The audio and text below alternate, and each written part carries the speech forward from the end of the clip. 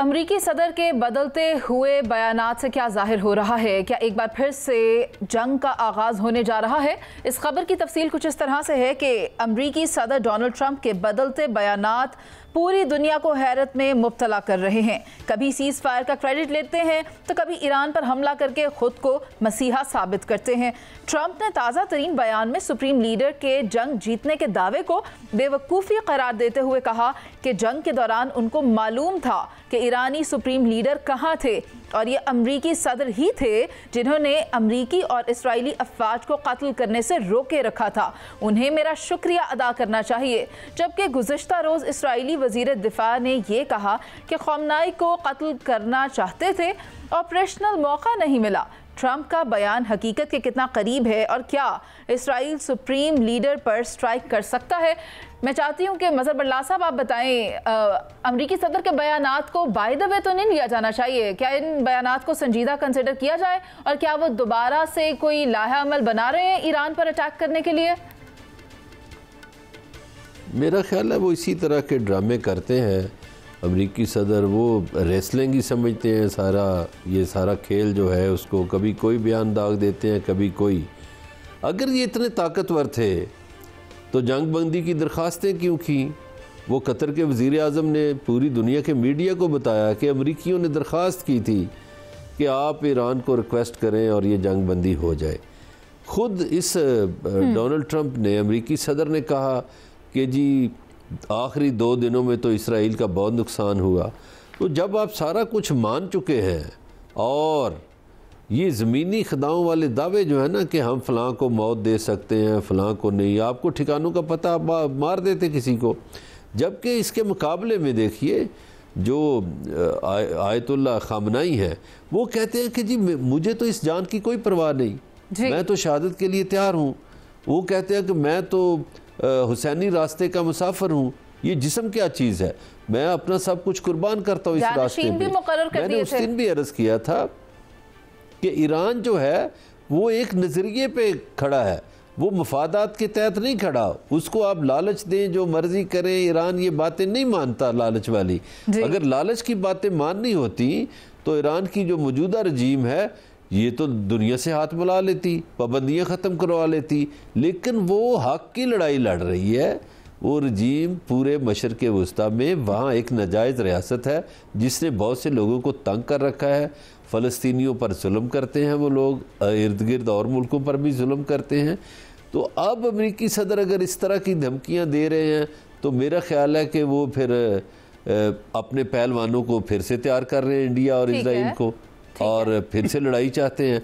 लेकिन ये याद रखिए कि अब जो लड़ाई होगी उसमें बहुत बड़ी शिकस्त अमेरिका को होगी।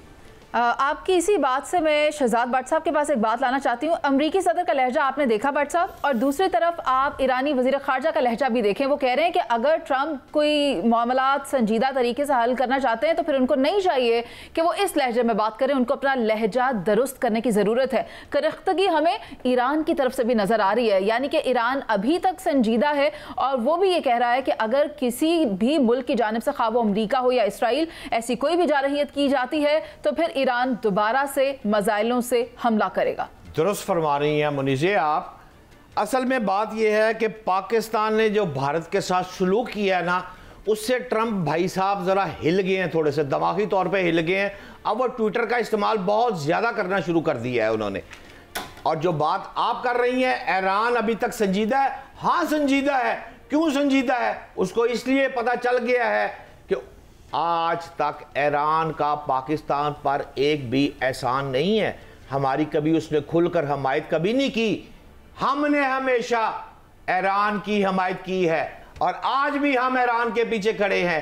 ईरान अगर संजीदा है तो अब उसको पता चल गया है कि जो भारत कभी उसका दोस्त हुआ करता था अब वो दोस्त नहीं है। उसकी सफारती तल्लुकात, सफारती पॉलिसी ईरान की गलत थी, अब आकर ठीक हुई है। अब आकर पाकिस्तान, टर्की और चाइना उसके पीछे खड़ा हुआ है तो वो संजीदा से भी संजीदा होना शुरू हो गया है। It's good for us. सवाल यहां पर यह है, अगर ईरान पर दोबारा हमला हुआ तो जिस तरह बरलास भाई कह रहे थे, अमेरिका को खतरनाक नहीं, जिल्लत में शिकस्त होगी। ये दुरुस्त है। और इसलिए आप देखें फील्ड मार्शल का दौरा करके, मैं आई एम फील प्राउड, मैं खाना खा रहा हूं आसिम मुनीर के साथ, ये अल्फाज ट्रंप कह रहा है। ठीक है, और ईरान की भी स्टेटमेंट्स यही जाहिर कर रही हैं और उन्होंने ये भी कहा कि इसराइल के पास अमेरिका के पास जाने के अलावा कोई ऑप्शन नहीं था, वो हमारे मिसाइल्स को फेस नहीं कर सके। ठीक है, ईरान इसराइल जंग को जरा एक तरफ रखते हैं। सायरा जी, आप मुझे बताएं कि अमेरिकी सदर क्या गजा और इसराइल के दरमियान कोई पीस ट्रीटी करवा सकते हैं, कोई अमन मुआहिदा हो सकता है, ये जंग बंदी की तरफ जा सकते हैं? सबसे इन तमाम हालात देखते हुए मुझे ऐसे लगता है कि जैसे वो अमेरिका में रजीम चेंज की बहुत ज्यादा जरूरत है कि वो जो दूसरे मुल्कों में रजीम चेंज करवाते फिर रहे, उसको अपने मुल्क में बहुत ज्यादा जरूरत है कि वो एक शख्स पल में तोला पल में मासा, एक दिन उसकी एक ट्वीट आती है, फिर दूसरे दिन उसकी दूसरी ट्वीट आती है, ये शख्स तो वो कहते हैं दुनिया के अमन के लिए बहुत खतरनाक है। आप ये कह रही हैं। हाँ जी। और ट्रंप की जो ट्वीट्स हैं या जिस लहजे में वो बात कर रहे हैं, तो मुझे ये लगता है कि ये कुल्हाड़ी जो दरख्त काटने को तैयार है, इस कुल्हाड़ी के अंदर जो दरख्त जो दस्ता है वो उन्हीं दरख्तों का हिस्सा है। मुझे तो जब से ये मुस्लिम उम्मा से मिलकर आए उसके बाद से किसी साजिश की बू आ रही कि शायद खुदा जाने किसने इनको थपकी दी है या कौन इनकी कमर के पीछे खड़ा है जो वापस से ये ईरान को इस तरीके से आंखें दिखा रहे हैं और इस तरीके से बात कर रहे हैं। और मैं क्या बोलूँ इस पे, क्योंकि ज्यादा कुछ बोलूंगी। सायरा जी, तो आपका पॉइंट आ गया। सलमान आबिद साहब, आप मुझे बताएं, आपको बज़ाहिर क्या नजर आ रहा है अमरीकी सदर के इस बयान से, इस ट्वीट से? आपको लगता है कि वो अब की बार संजीदा हैं? देखिए, मैंने पहले भी कहा था कि ईरान इसराइल तनाज़े में जंग बंदी ज़रूर हुई है, लेकिन जंग ख़त्म नहीं हुई है और जंग का एक और नया स्क्रिप्ट जो है वो लिखा जा रहा है मिडल ईस्ट की पॉलिटिक्स को बुनियाद बना के, जिसका जिक्र कल मैंने किया था। तो इसलिए अभी आपको ईरान इसराइल तनाज़ा भी मिलेगा, अमेरिका के बयानात में उतार चढ़ाव भी नज़र आएगा। कभी वो ईरान की हिमायत कर रहे होंगे, कभी वो ईरान को धमकियां दे रहे होंगे, कभी वो इसराइल की सरपरस्ती कर रहे होंगे। क्या ख़ामेनी को स्ट्राइक करेंगे? देखिए, अभी वो स्ट्राइक की स्टेज नहीं आई। अभी तो स्टेज ये है कि ईरान पे दबाव बढ़ाकर उनके साथ एटमी मामले के अंदर जो है ना सौदेबाजी की जाए, उनके साथ मायदे पे दस्तखत करवाए जाएं, उसकी तरफ लाने की कोशिश की जाएगी। और ये अरब ममालिक, मैंने कल भी कहा था कि बहुत से इस वक्त जो है वो अमेरिका की पुश पे खड़े हैं, इसलिए अभी ये हालात जो है वो और ज़्यादा तनाव की तरफ जाएंगे। ईरान मुज़ाहमत कर रहा है, लेकिन अब पहली बात तो ये है कि इस ईरान इसराइल जंग से पहले अमेरिका के और ईरान के मुज़ाकरात चल रहे थे ना एटमी जोड़ी प्रोग्राम के ऊपर।